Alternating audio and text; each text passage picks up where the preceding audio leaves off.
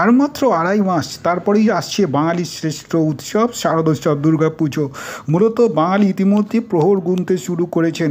আর দুর্গাপুজোর আগেই তো আসে মহালয়া, আর মহালয়া থেকেই তো মহালয়ার দিনই তো প্রীতিপক্ষের অবসান হয়, দেবীপক্ষের সূচনা হয়। আর মহালয়া মানে বাঙালির ঘুম ভাঙে বীরেন্দ্র কৃষ্ণের ভদ্রে সেই রেডিওতে মহালয়া শুনে ভোরবেলা।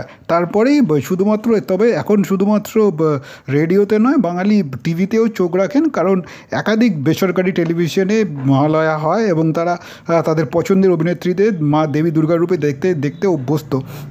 এই পরম্পরা বেশ কয়েক বছর ধরে চলে আসছে এবং এই নিয়ে বেসরকারি টেলিভিশনগুলোর মধ্যে প্রতিযোগিতা বেশ হয়।